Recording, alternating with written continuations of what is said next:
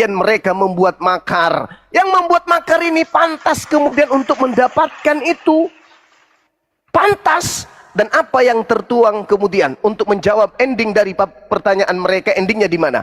Galatia 3 nomor 13. Kristus telah menebus kita dari kutuk hukum Torah dengan jalan menjadi kutuk karena kita, sebab ada tertulis, terkutuklah dia orang yang mati digantung di atas tiang salib.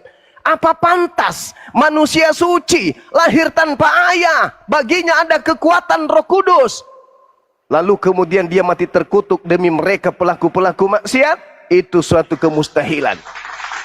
Solusinya adalah ada dua data yang kita serahkan kepada mereka. Yang pertama, Kisah Para Rasul 25 nomor 19.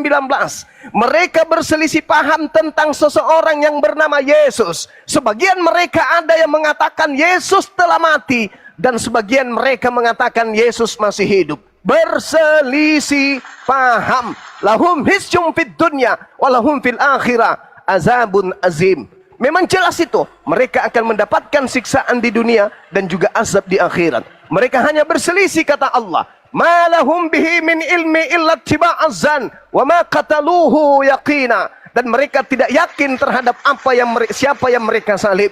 Maka tertulis di dalam Markus 16 nomor 12, Yesus menampakkan diri kepada kedua muridnya dalam rupa yang lain. Berarti yang muncul setelah penyaliban ternyata bukan Yesus, tetapi rupa lain. Yang dibilang Yesus orang lain, tapi dikira Yesus. Wajah lain, tapi disebut Yesus. Terjawab apa yang diterangkan Al-Quran, bahwa yang disalibkan adalah orang yang diserupakan. Markus 16 nomor 12, Yesus menampakkan diri kepada kedua muridnya dalam rupa yang lain, diserupakan dalam rupa yang lain. Jadi Al-Quran itu jelas, tidak mungkin berbohong. Kenapa?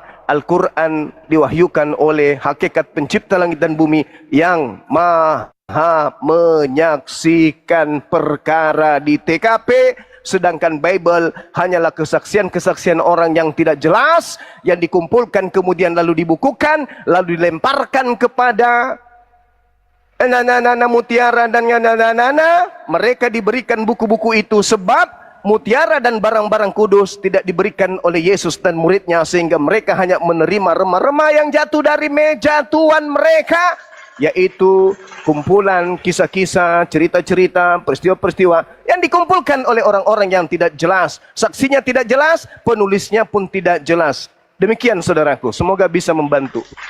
Di sini hujan deras. Lanjut teman-teman. Alhamdulillah penjelasannya Gurunda Zuma.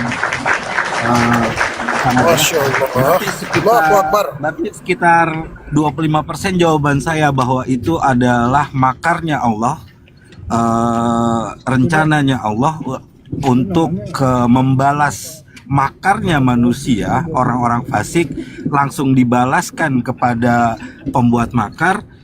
Kurang lebih benar lah ya Bang Zuma ya. Ya, cuman Allah tidak membuat makar, mereka yang membuat makar. Wa makaru wa makarallah. Mereka membuat makar, lalu Allah membalas makar mereka. Iya. Sesungguhnya Allah adalah sebaik-baiknya pembalas kejahatan. Wallahu khairul makirin. Sebaik-baiknya pembalas kejahatan. Iya. Gitu saudaraku. Seperti itulah kurang lebihnya Bang Zuma. Terima kasih Bang Zuma, luar biasa. Sama-sama. Insya Allah kalau ketemu lagi akan saya kasih jawaban seperti itu Bang Zuma. Sudah saya catat ini. Terima kasih. Masya Allah. Sama-sama.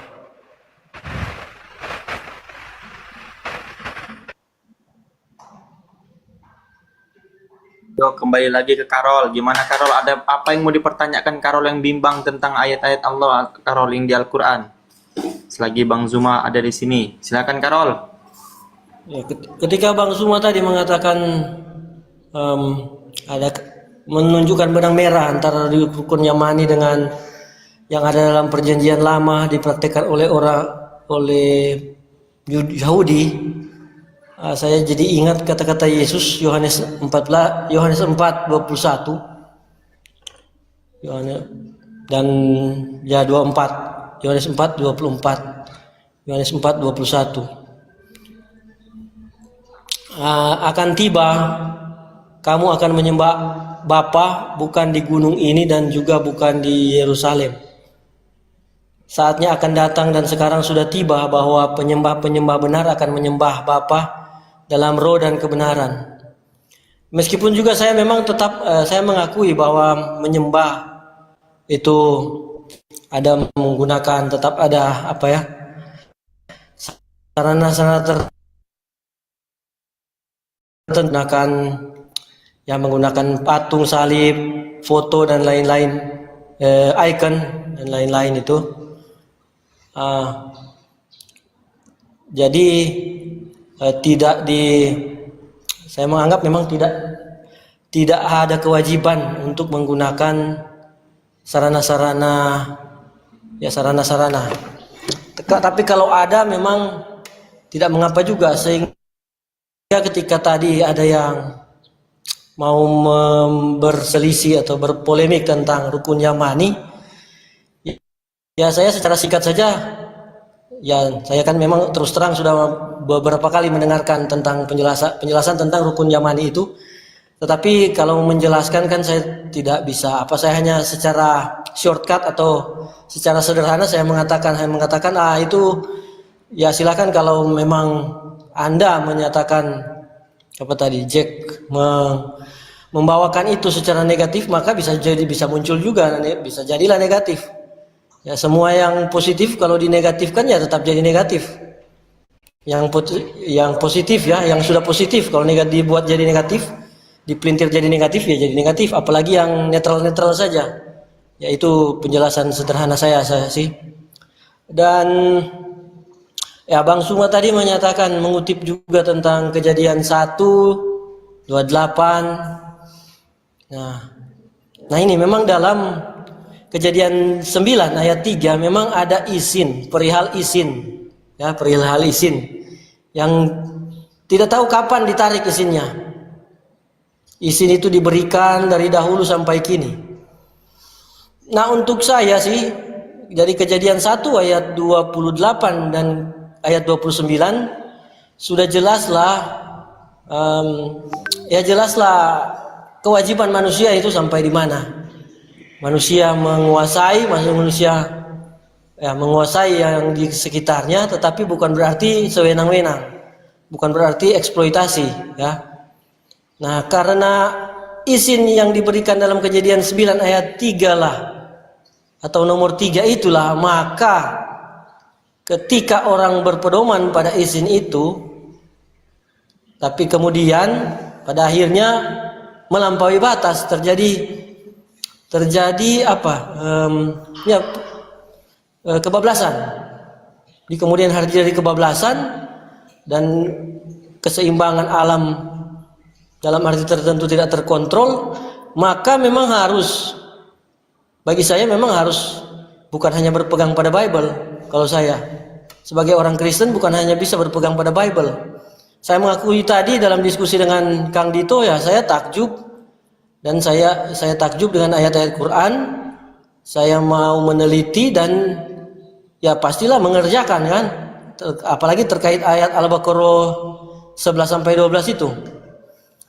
Ya, sehingga bagi saya Bible itu di satu sisi ketika kebablasan, apa boleh buat kebablasan, orang hanya berpedoman pada Kejadian 9 ayat 3 lalu kebablasan, maka di saat itulah saya secara pribadi ya, dalam praktek pribadi saya melihat Quran, saya melihat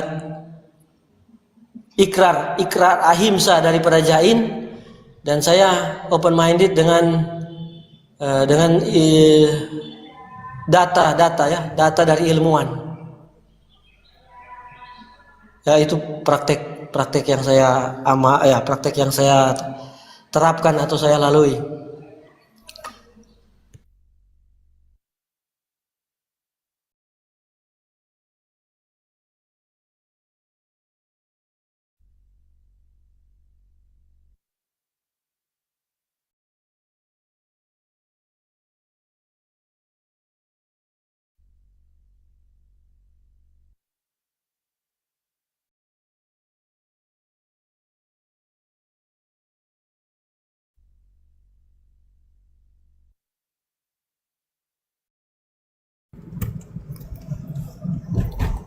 Bang Karol. Jadi poinnya Anda kagum ya terhadap ayat-ayat Al-Qur'an ya. Mengenai penjelasan tadi juga dari Gurunda dan Saya Kang kagum Dito ya. dengan ikrar rahim saya, tapi mohon maaf kalau mengerjakan ikrar rahim saya juga repot juga, karena contohnya mau konsumsi buah saja itu tunggu jatuh, tidak boleh tidak buru-buru dipetik, artinya tunggu kasarnya ya tunggu busuk, dan kalau gitu bingung juga itu. Kalau makan ikan juga demikian. Tunggu ikannya busuk baru dimakan. Ya kalau saya terus terang, ya saya tidak konsumsi ikan, jadi ya ketika Yesus saja makan ikan goreng lalu saya tidak makan ikan goreng, ya saya bakal diserang oleh sesama Kristen, kecuali Bapak Jemi mungkin,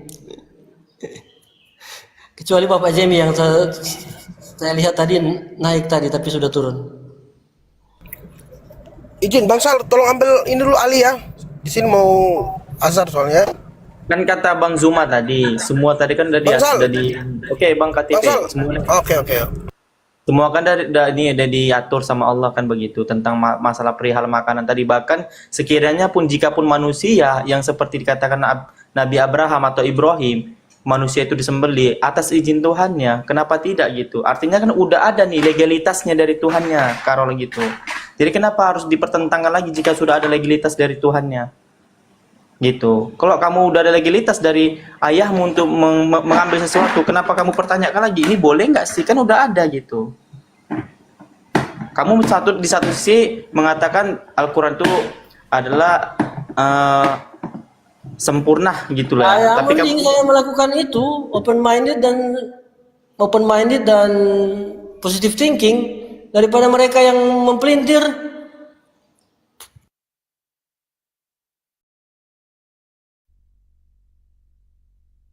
Itu Bang Erik, silakan Bang Erik. Di sini ada penyalipan Bang Erik. Lagi kerja. Kang.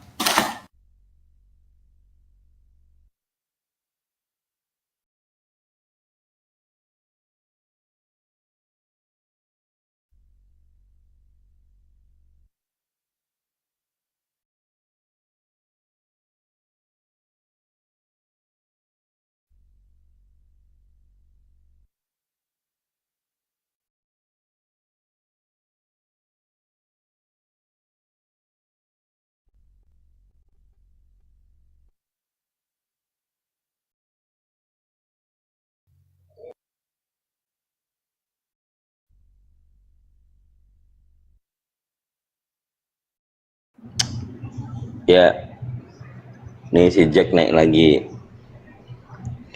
Sudah tercerahkan kau Jack, bawa kemana-mana rukun Yamani, rukun Aswad, tujuannya pelintir.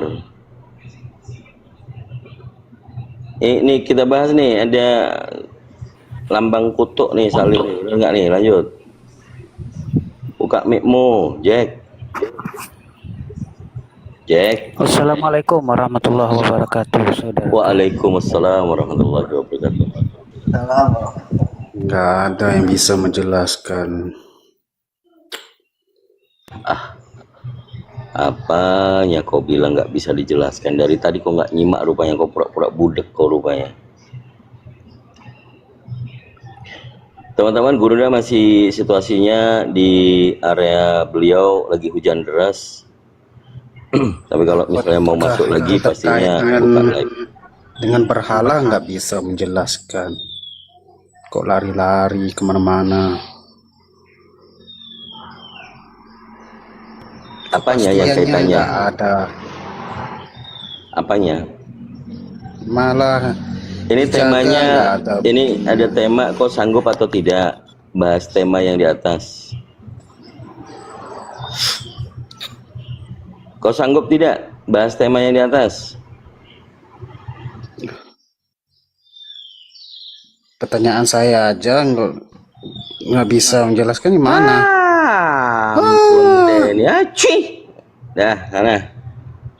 Nggak mampu, bilang nggak mampu aja, nggak usah bahas yang lain. Udah pun tadi dijelasin, kau pura-pura budek ya. Silakan yang Kristen. Ini Carol dari tadi juga sudah menyimak ya.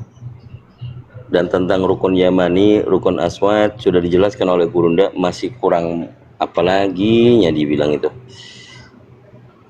Mana dia? Kok hilang? Yoi bro. Kenapa kok kabur juga Yoi? Ayolah kita diskusi saja. Jadi bagi yang nggak sanggup dengan tema tinggal bilang saja.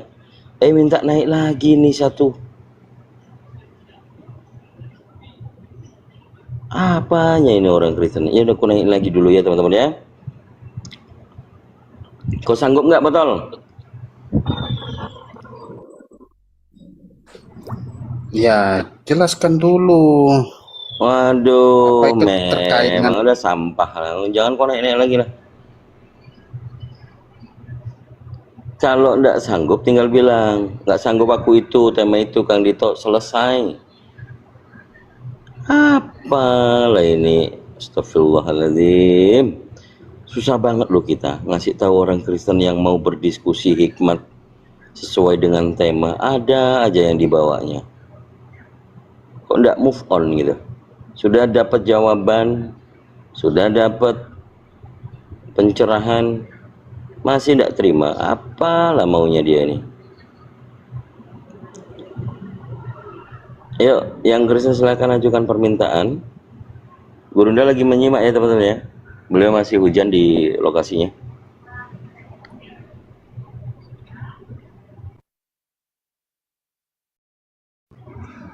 Ya, Karol, monitor Karol. Monitor. Cobalah kau kasih tahu itu sama saudara-saudara Kristenmu itu. Bisa ndak nih mau bahas tentang tema ini? Kalau menurut Karol, yakin ndak kalau salib itu lambang kutub, Karol? Salib ya. Sebenarnya saya sih tidak selalu tahu soal itu, tapi kalau salib itu dalam sejarah itu adalah hukum ya. Cara menghukum para makar, para penjahat-penjahat ya memang salib memang lambang kutuk. Lambang kutuk memang salib. Nah, itu dia. Jadi kalau sudah diyakini lambang kutuk, ini di rumah-rumah orang Kristen ini kenapa ini dipasang itu lambang kutuk tuh? Apakah mereka terkutuk? Pasti ada pemaknaan lain kan sesudah itu. Sesudah itu kutuk pasti ada pemaknaan lain lagi kan. Iya, Ya coba. semua kan itu ada pemaknaan. Tinggal pemaknaan semuanya.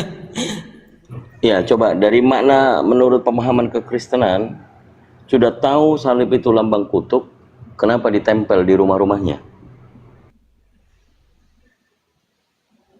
Ya diantaranya mungkin ada sebagai pengingat sosok Yesus yang memberikan Yesus yang apa, Garol? Yesus yang terkutuk itu maksudnya? Yesus yang mati di salib, Yesus yang bukan menebus ya. Kalau menebus lain lagi, muncul lagi pertanyaan lagi. Yesus yang memberikan pengajaran, mengingatkan, menunjukkan golden rule.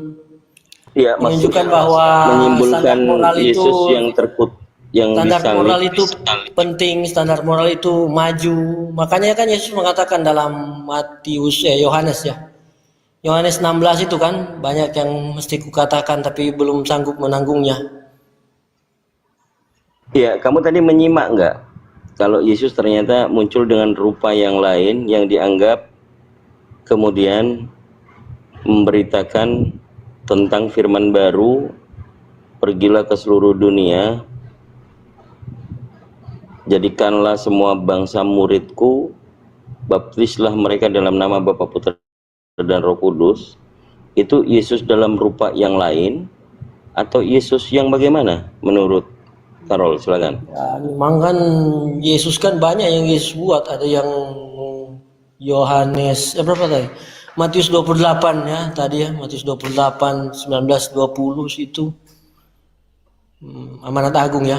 Tapi ada juga Yesus yang mengatakan, yang berkata kepada Yohanes, jangan kau larang ya, jangan kau larang seseorang mengusir setan dalam nama Yesus, karena siapa yang tidak melawan, mereka ada bersama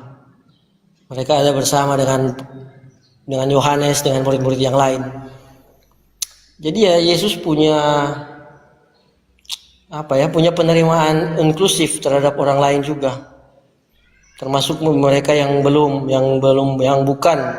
bukan kalangan muridnya.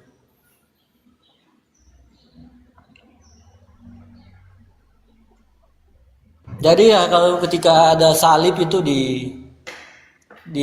digantungkan, ditempel, ya punya pemaknaan tertentu lah.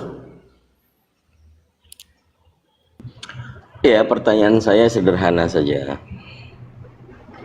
Kalau Yesus dalam rupa yang lain, apakah orang Kristen meyakini bahwa memang ternyata bukan Yesus yang asli setelah dia bangkit itu?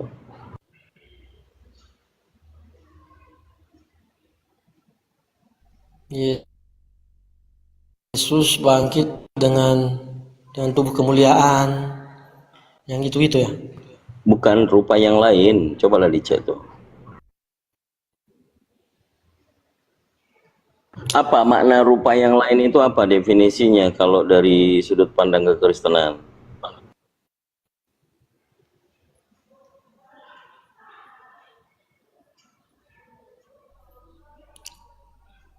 Apa? Salah satu yang saya ingat ya, tubuh Yesus itu sudah tubuh kemuliaan ketika dari kubur itu.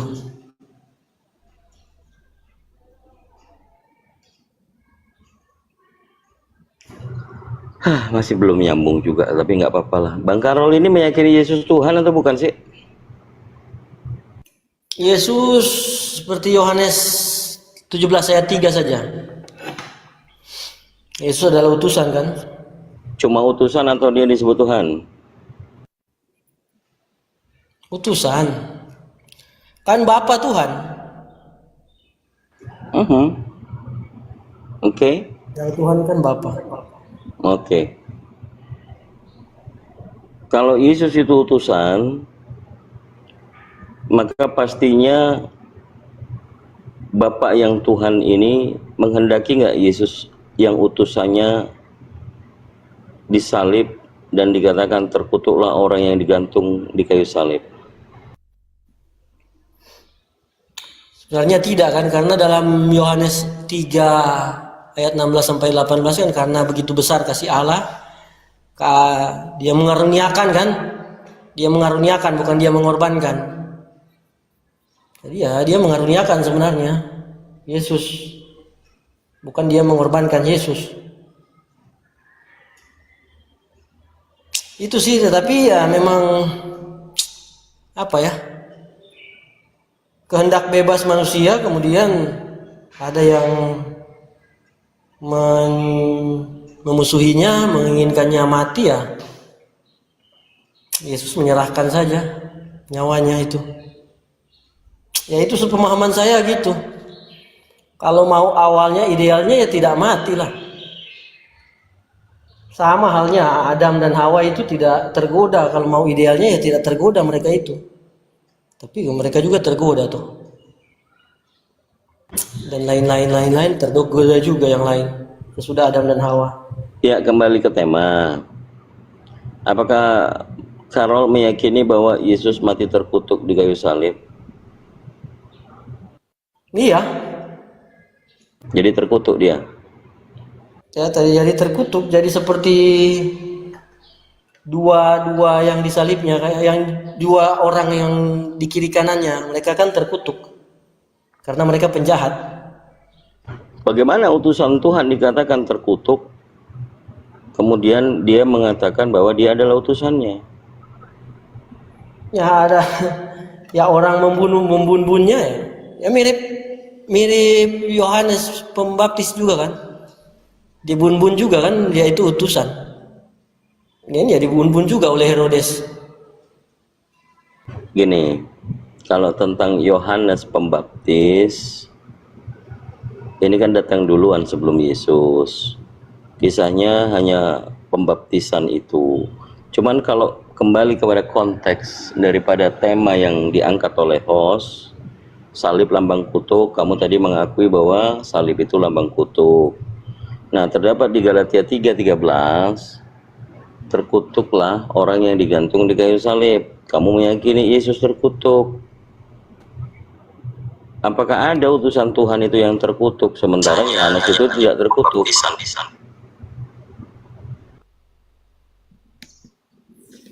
Gimana ya maksudnya? Jadi ya memang dia jadi terkutuk. Dia jadi terkutuk karena kan disalib kan, mengambil hukum orang-orang yang terkutuk. Jadi Apakah sebenarnya ada dia utusan tidak Tuhan itu terkutuk? Kan nggak mungkin lah, saudara. Selamat siang Kang. Oh ya, kalau utusan Tuhan terkutuk ya oke, ya benar-benar tidak mungkin. Tetapi ketika orang mengorbankannya, orang membunuhnya juga kan, jadi ya ada yang mati, ya mati apa ya? Mati tragis ya, atau apa juga. Ada yang kayak gitu, jadi seperti itu. Oke, poinnya, apakah kamu meyakini Yesus terkutuk? Setelah barusan yang kamu alami juga untuk mengatakan Yesus terkutuk, ini utusan Tuhan itu terkutuk, kan tidak mungkin. Ya, tidak. Apakah dalam keyakinanmu Yesus terkutuk sekarang?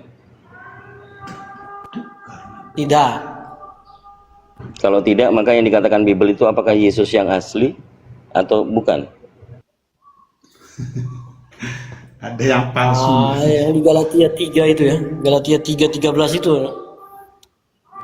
Iya. Sudah ada yang di bawahnya. Makanya kembali begini. Ini juga Celsius Kang ini. Dito, selamat siang Kang Dito. Ya, siang menjelang sore.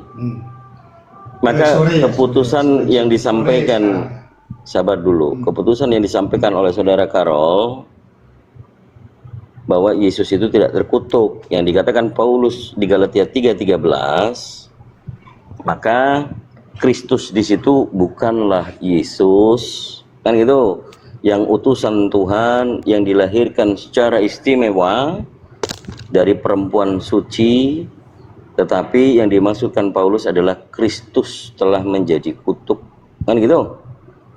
Kristus itu kan tidak dijabarkan bahwa itu adalah Yesus. Nah, di sini letak daripada fundamental keyakinan kekristenan. Kalau tidak meyakini Yesus itu bukan satu-satunya Kristus, seperti halnya yang dia katakan di dalam Matius 24 nomor 4 dan nomor 5. Waspadalah, jangan ada yang menyesatkan kamu. Banyak orang akan datang memakai namaku dan berkata, akulah Kristus, akulah Mesias. Mereka akan menyesatkan banyak orang. Nah, berkata Kristus di situ, kalau kita lihat apakah Kristen ini adalah Kristus, mari kita sama-sama cek Galatia pasal 3 nomor 27.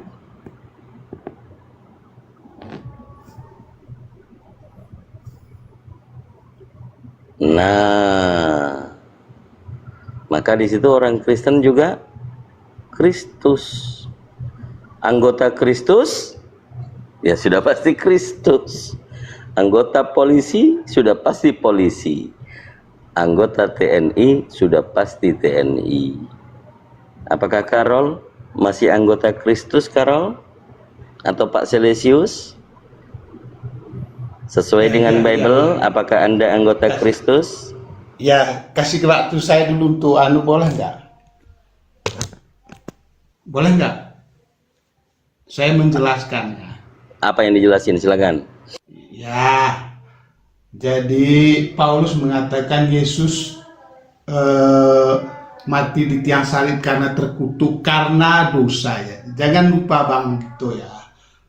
Yesus terkutuk karena dosa manusia ya. Jangan Bang Dito berhenti di Yesus terkutuk gitu aja. Jadi ada kalimat selanjutnya itu Yesus terkutuk karena dosa manusia. Itu poin yang pertama Kang Dito ya. Di mana tertulisnya? Coba, di mana tertulisnya Yesus terkutuk oleh dosa manusia, di mana? Karena dosa. Lihat, baca di Iya, di mana? Ayat yang kamu baca tadi. Coba kamu baca sekarang. Ya, oke, sebentar. Yesus terkutuk karena dosa ya. Yesus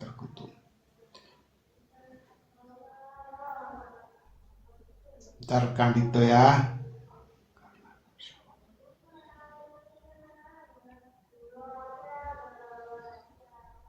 Saya buka Alkitab nih.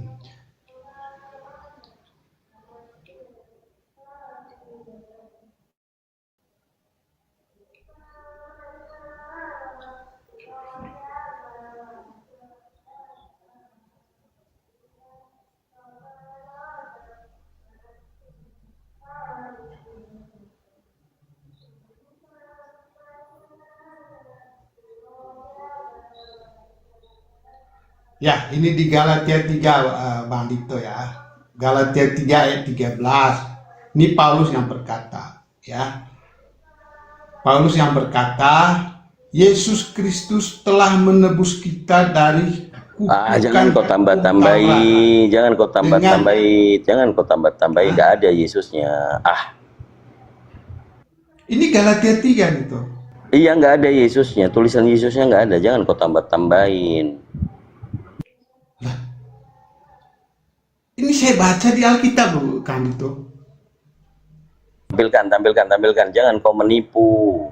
Tampilkan. Mana ada tertulisnya Yesusnya di situ? Kau nipu aja kau. Sebentar Kang Dito. Kang Dito, sebentar, gimana ya cara sebentar. Ini saya lagi mana caranya? Nggak ada tulisan Yesusnya, adanya Kristus. Ini saya baca di Alkitab loh, Kang Dito. Ya udahlah, kalau memang Kang Dito nggak percaya ya sudah. Ya, kalau nggak Kang Dito. Tapi saya bacakan ya, izinkan ini saya baca Alkitab. Ya. Coba putar kamera, coba lihat, perlihatkan yang ada Yesusnya nggak? Coba lihat. Ini loh, ini kata Paulus loh ya. Paulus berkata, Yesus Kristus telah menebus kita dari kutukan hukum Taurat dengan jalan menjadi kutukan karena kita. Itu Coba kata Paulus. kau tampilkan data yang kau baca itu. Ada tulisan Yesusnya nggak tuh? Ini saya baca, ini saya nggak ngarang loh abangku. Ya, tampilkan, coba lihat datamu, perlihatkan datamu itu. Perlihatkan datamu itu. Dekat kamera bang, nampakkan dekat kameranya, biar dilihat. Bentar. Ya sebentar ya. Saya kok belum bisa ya cara balikkan kamera ini gimana sih? Bentar abangku ya.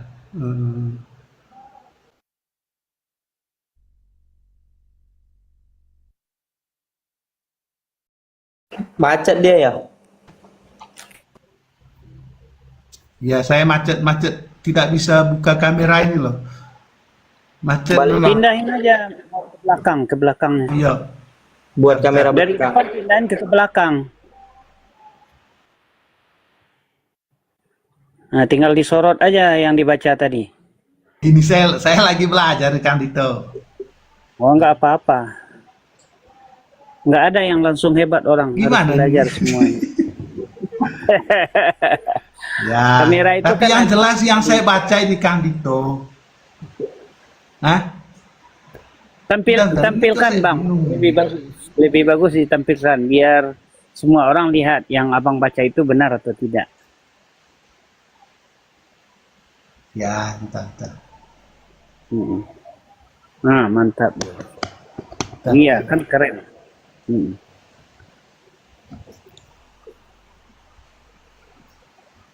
Ya. Kelihatan nggak ya? Soalnya ini agak gelap ya. Bentar.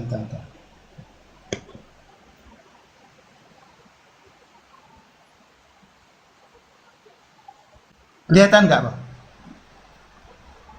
Apa yang kau baca itu? Bible kah atau apakah?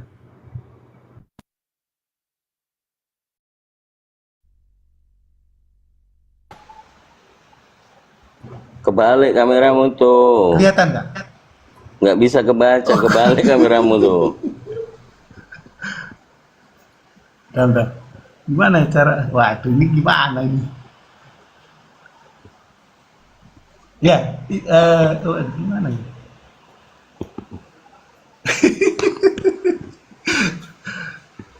Cara balikin kamera di gimana?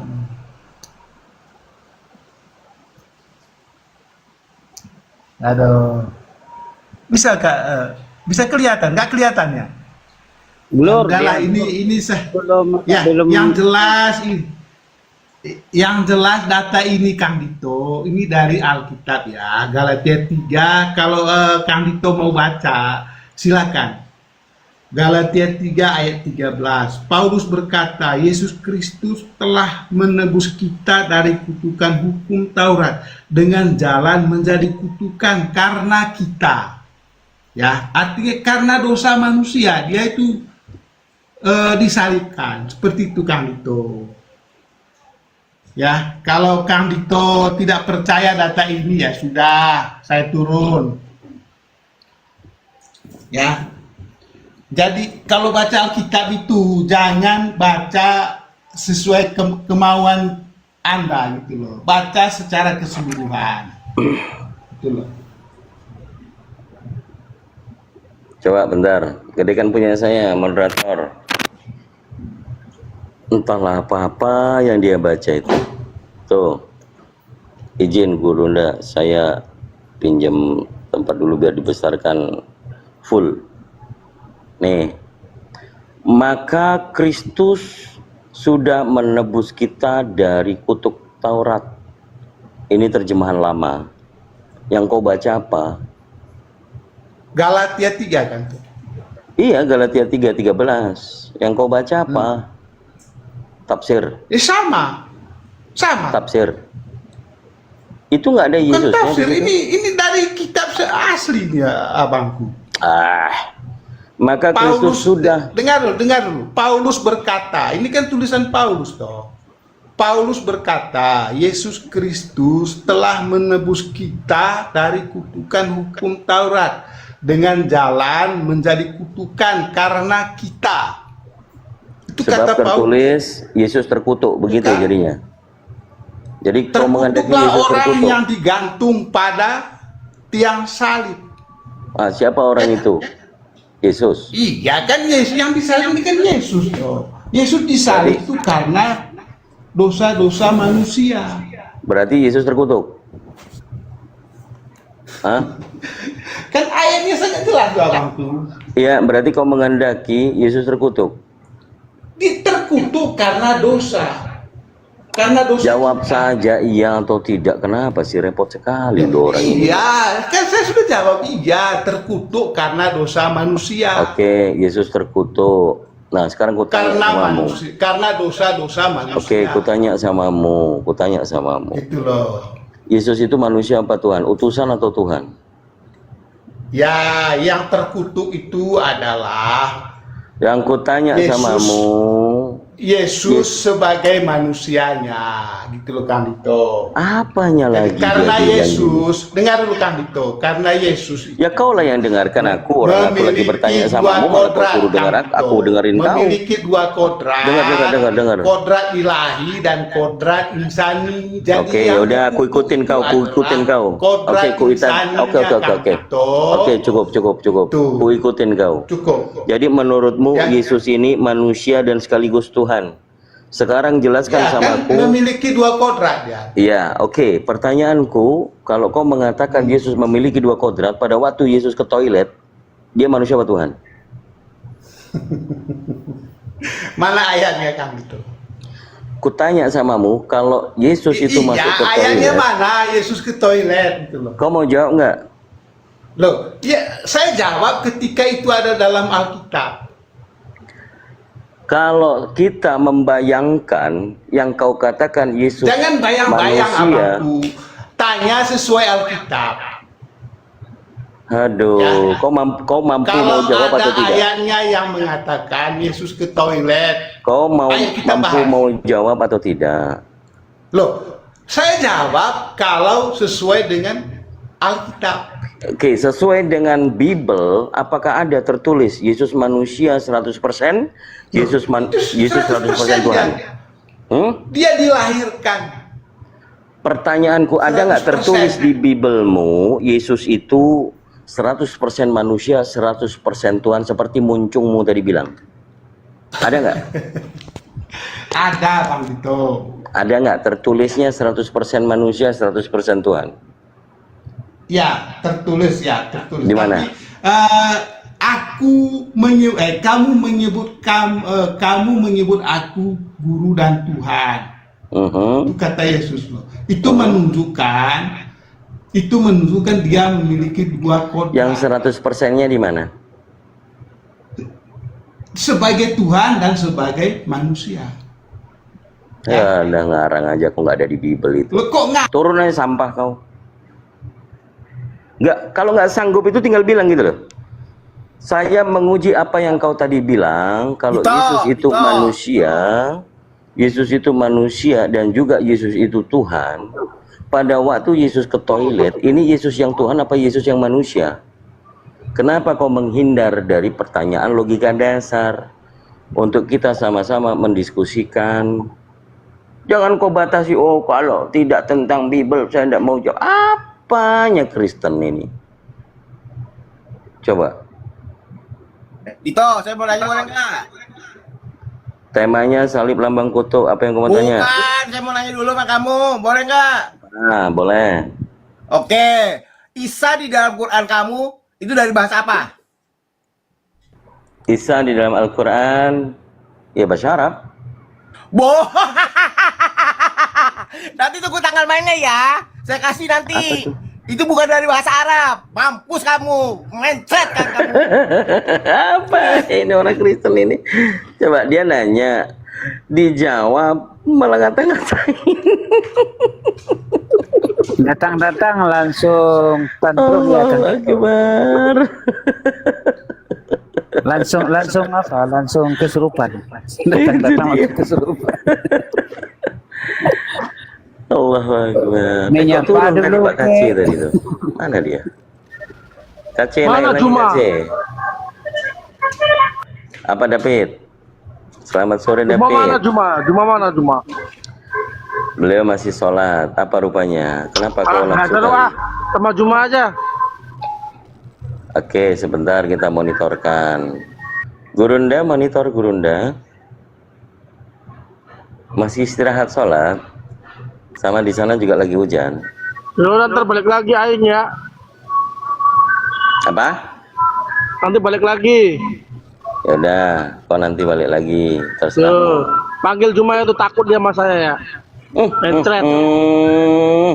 Bisa Mencret, aja cuma mencret. munculnya Kristen ini kalau sok paten. Cuma mencret sama saya Juma. Nggak pakai bandrol nih apa muncungnya si David nih, nggak pakai bandrol nih.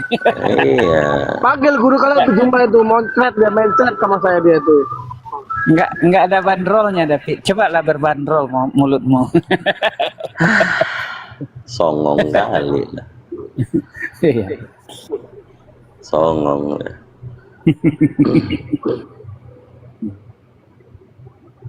Biasa welcome gitu. Tong kosong nyari bunyinya itu. Dasar anggota Kristus. Kelebihan Roh Kudus dia mungkin. Lain kali kalau mau naik sok paten, kalau sudah pakai resep cemani baru kau naikin. Itu pakai hitam semua itu. Sok paten. Cemani. Kayak ajam aja Kang Dito. Ayam yang cemani.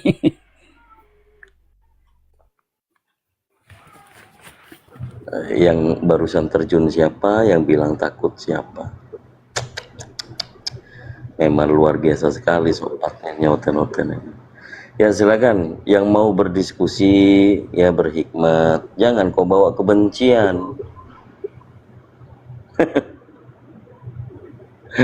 Saking nggak mau ya ditanya, dia bertanya dengan manipulasi. Dita, kutanya samamu, Isa itu dalam Al-Quran itu bahasa apa katanya? Ya, udah tahu bahasa Arab, dijawabnya tawa-tawa sambil terjun. Mana dia nih? Allahu Akbar. Ini biasanya teman-temannya Al-KTP ini banyak di bawah, nyimak doang kayaknya. Silakan naik. Saudara-saudara, teman-temannya LKTP yang menyimak, silakan naik. Ya, kita diskusi santai, diskusi yang memang untuk memberikan pemahaman tambahan buat kita semuanya, bukan menyerang tendensius untuk faktor kebencian, tidak. Tadi yang kita dengarkan penyampaian dari Gurunda Bang Zuma dalam diskusi ini tidak ada kaitannya menggunakan unsur kebencian. Kita mulai tidak ada penghujatan, jangan saling menghujat. Ini amanah yang luar biasa, sehingga kami tidak akan menghujat, kita hanya membawakan Bible keimanan kalian. Silakan tunjukkan keberanian kalian dalam berdiskusi. Apakah pengetahuan keilmuan tentang kekristenan kalian itu bisa dianggap kapabilitasnya mumpuni atau kredibel? Kalau tidak, ya mungkin perlu banyak lagi belajar. Betul Bang Joni? Betul sekali Bang Dito. Betul sekali Kang Dito. Karena ya manusia ini kan belum sempurna ini. Ibaratnya pembelajaran ini sampai kalau di kita Islam sampai mati pun kita belajar. Itulah pembelajaran itu akan senantiasa berlangsung. Baik itu di sekolah, di kampus, termasuk di Komal ini. Di Komal ini banyak pembelajaran ini. Banyak ilmu-ilmu yang dituangkan oleh guru-guru kita. Guru-guru kita yang cerdas-cerdas, yang sudah begitu paham sedikit banyaknya tentang yang di sebelah juga bisa memaparkan juga.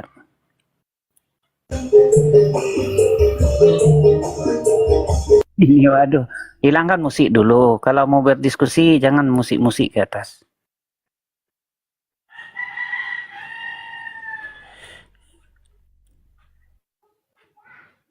Ini saudara kita. Assalamualaikum.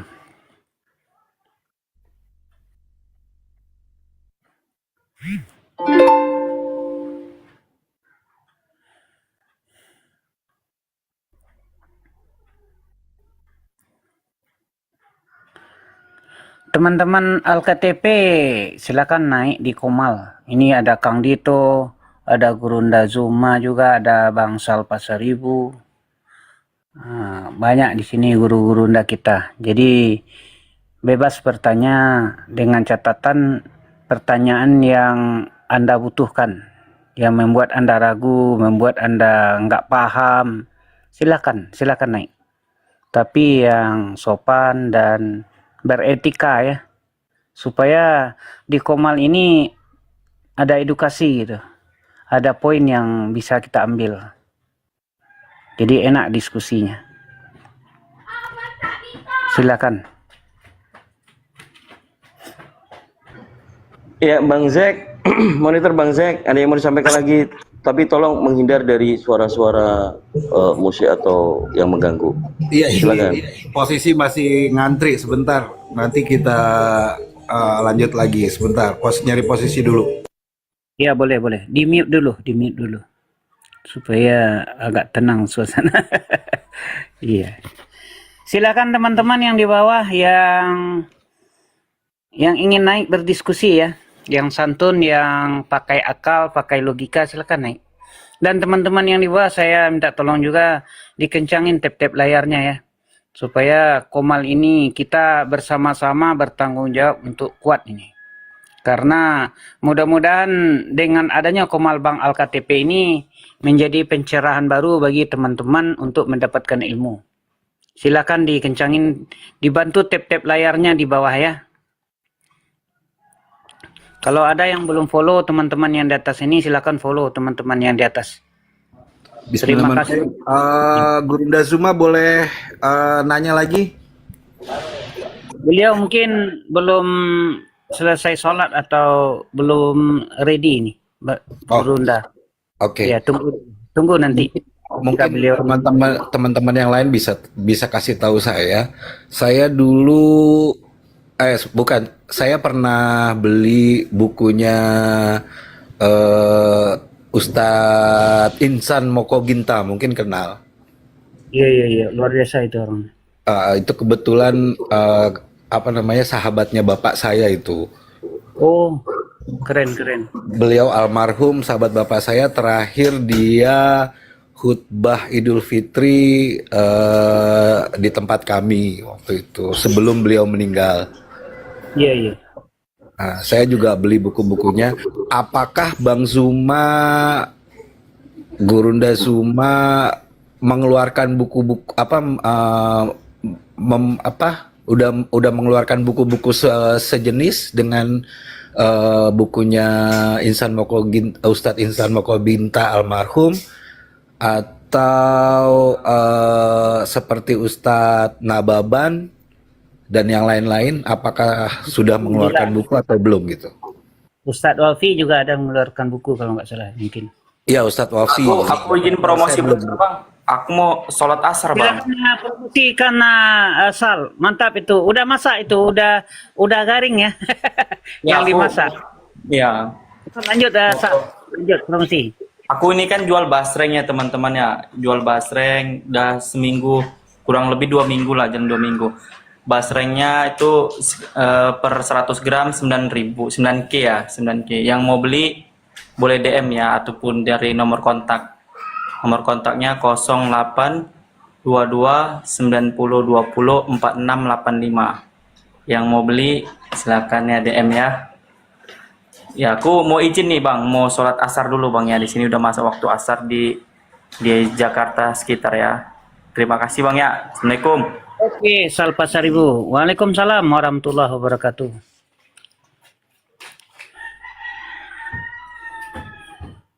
Terima kasih Bang Sal Pasaribu. Bang Sal Pasaribu ini mualaf ya. Mualaf yang luar biasa juga beliau ini. Jadi mendapatkan hidayah dan beliau istiqomah di dalam menjalankan Islam dan belajar Islam. Belajar Al-Quran, belajar tentang sholat, segala macam, luar biasa ini. Seperti Bang Al-KTP ini. Jadi keimanan teman-teman mualaf ini patut kita contoh dan kita tiru ya teman-teman yang muslim dari lahir. Mereka ini mendapatkan di tengah jalan, kita mendapatkan dari mulai kita kecil. Jadi tidak salahnya kita mungkin kalau tidak pun sehebat beliau yang mualaf, kita mungkin meneladani bagaimana kuatnya beliau ini di dalam memegang Islam. Ketika Islam itu sudah dapat. Jadi Ya, bagi betul. teman-teman yang Islam yang sudah dapat dari lahir, ya saya harapkan perkuatlah kembali keimanan kita yang masih longgar-longgar. Contoh, mungkin yang malas sholat, rajin sholat yang 5 waktu, jangan tinggal. Kemudian para mualaf ini rajin untuk tahajud, belajar juga kita untuk tahajud, sholat duha, belajar. Jadi Nggak begini apa-apa. Bang John, Ya, Bang Joni, ini pengalaman saya ya, pengalaman saya sebelum beristri, saya itu ya lumayan dalam tanda kutip agak nakal lah, suka begadang, suka begitu ya, maklumlah anak muda lah. Waktu itu kesadaran untuk menjalankan syariat secara benar, baik dan benar itu mungkin masih kurang lah. Tapi begitu diajakin berdiskusi, mungkin ini juga salah satu cara Allah untuk mengembalikan saya ya istilahnya. Berdiskusi dengan beliau, saya jadi belajar lagi gitu kan. Karena saya kan nggak boleh dong, nggak bisa menjawab. Malu saya sebagai orang Islam kalau dikasih pertanyaan saya tidak bisa menjawab kan begitu. iyalah, benar. Setelah saya belajar, setelah terus saya makin getol gitu loh. Justru makin makin mendalami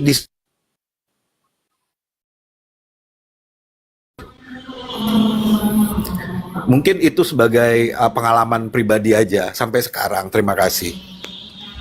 Luar biasa Bang, luar biasa. Jadi ada pembelajaran yang diambil dari diskusi lintas agama ini. Artinya kita berbenah diri bagi teman-teman yang muslim dari lahir. Berbenah diri kembali. Kenapa mu'alaf sendiri bisa seperti itu? Iya benar. Sementara Jadi kita yang mendapatkan istilahnya kebenaran. mencoba kembali ke hitoh kalau bahasa Nahdlatul Ulamanya. Yuk, Iya. gitu kembali ke hitoh. Kembali ke Nggak kita. ini gitu kan. Ibda bin Iya. nafsi. Ya, kita memulai dari diri kita kembali. Ibda bin nafsi. Kembali Iya. meneliti diri kita, melihat diri kita, mengkoreksi diri kita sendiri. Adakah kita Tadinya seperti itu. menjalankan yang sudah benar ini, yang kita ketahui benar, ataukah kita hanya sebatas hanya tahu dan ingin di dalam kebenaran tapi tidak mau menjalankan. Nah, ini perlu kita tekankan kepada teman-teman yang masih malas, masih kurang bersemangat, masih tidak ada ruh Islam di dalam dirinya, hanya mungkin KTP-nya yang Islam. Nah, kita ajak sekarang ini, ajak jangan kalah sama mualaf. Berlomba-lomba dalam kebaikan. Fastabaqul khairat. Marilah kita berlomba-lomba di dalam kebaikan. Untuk teman-teman muslim, termasuk teman-teman yang di bawah, boleh itu disimak. Semoga ini pembelajaran bagi kita. Teman-teman yang dapat di tengah jalan aja begitu bersemangat, begitu mereka itu mengejar ketertinggalan. Nah, mengejar ya, mereka mengejar ketertinggalan karena mereka belum bisa sholat, mereka belum sunat, mereka sunat. Mereka kejar itu apa ketertinggalan dari teman-teman muslim yang lahirnya itu sudah Islam. Baru muncul saja ke permukaan, kalau laki-laki sudah diazani. Bagi perempuan yang sudah lahir, baru nongol aja, itu sudah diikomatkan. Jadi kita ini sangat luar biasa. Tapi luar biasanya jangan puas sampai di situ saja. Ada beban tanggung jawab, ada beban moral secara pribadi kita butuh kepada Tuhan kita. Bukan Ya. Tuhan butuh kepada kita, tapi kita butuh kepada Tuhan kita. Kalau Tuhan kita nggak butuh kepada kita, mau sedunia ini kafir, ya tinggal dihancurkan aja bumi ini. Selesai.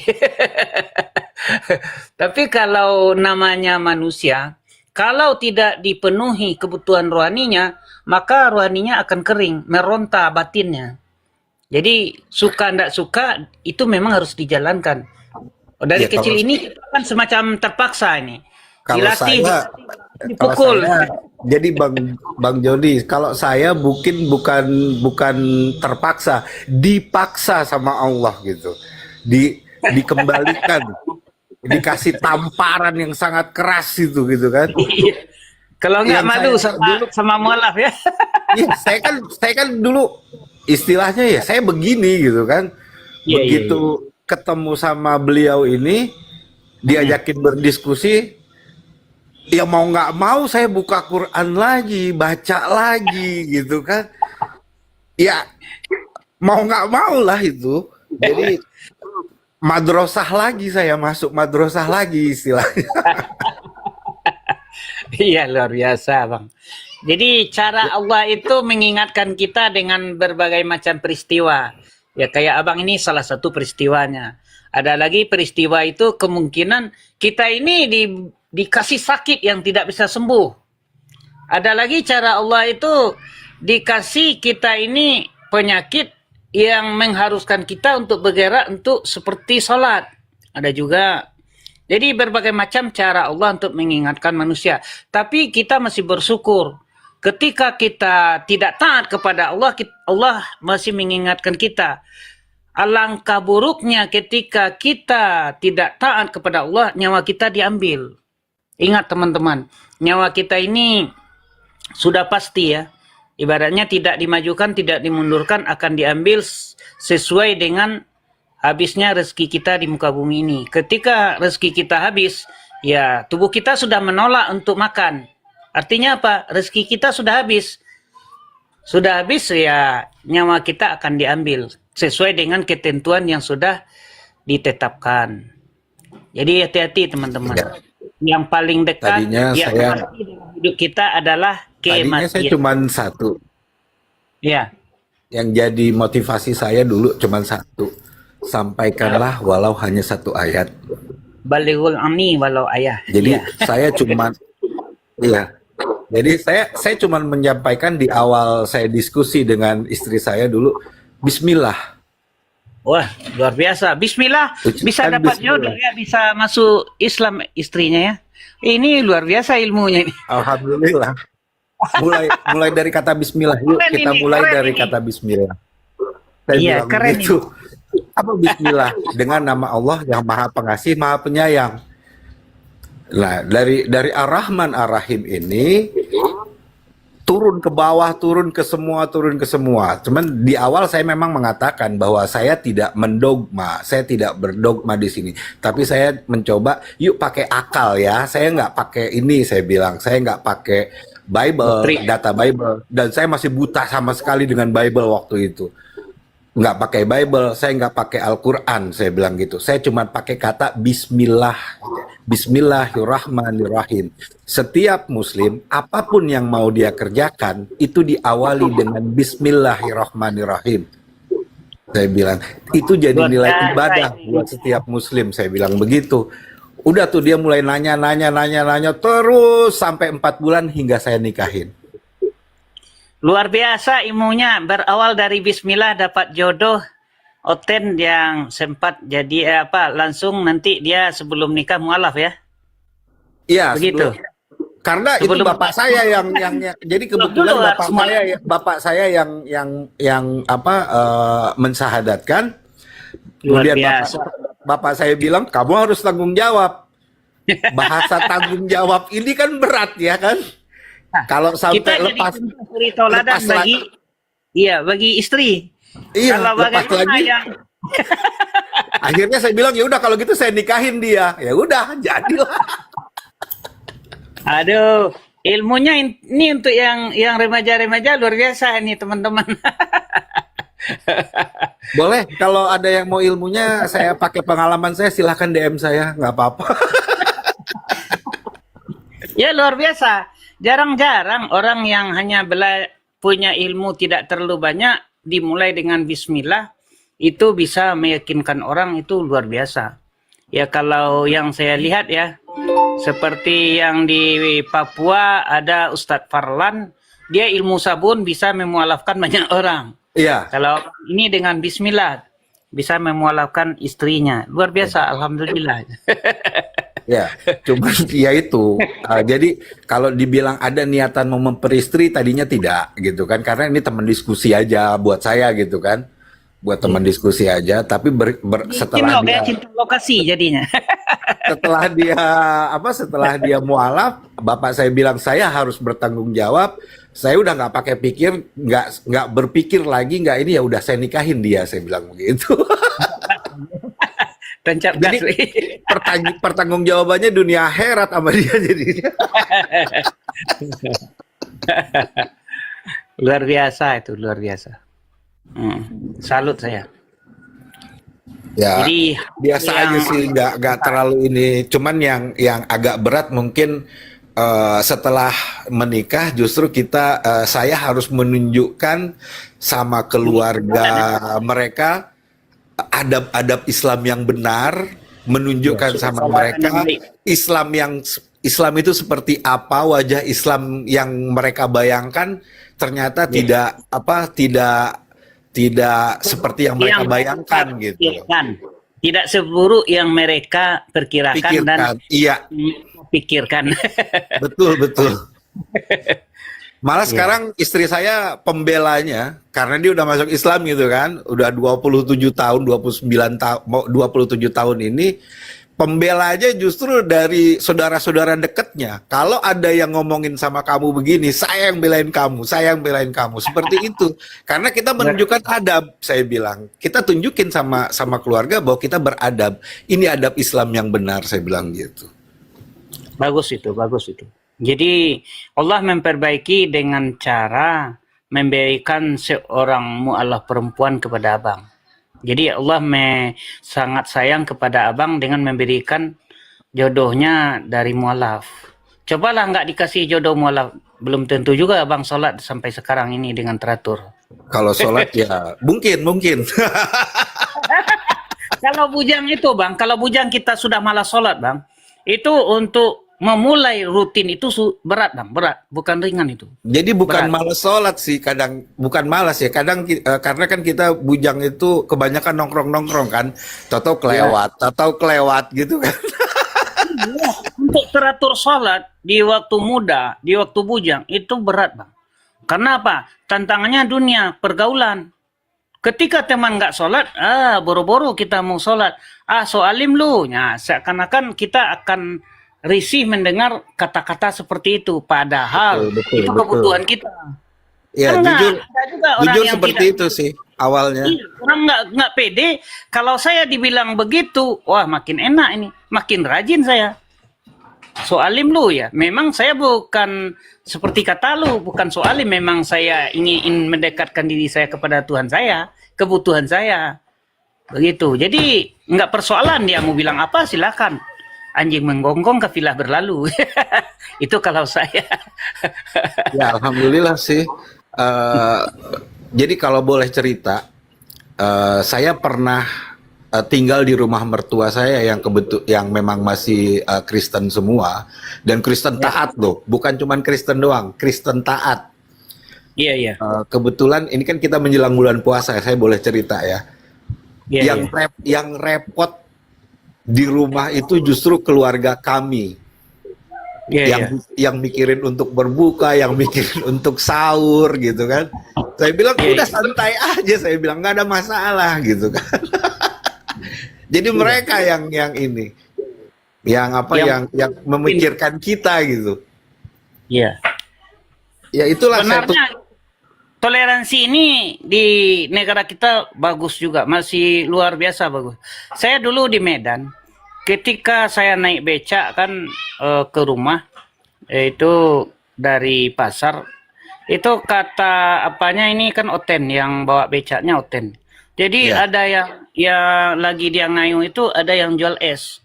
Itu rasa pengen kali dia untuk beli es, dia mau berhenti.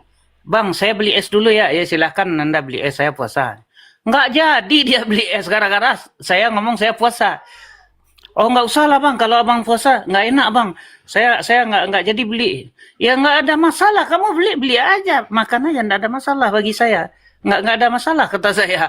Enggak bang. Segan lah saya, ada orang puasa. Itu toleransi yang nampak itu bahwasanya di dalam negara kita Indonesia ini toleransi ini masih bagus. Artinya kita menghargai, mereka juga menghargai. betul.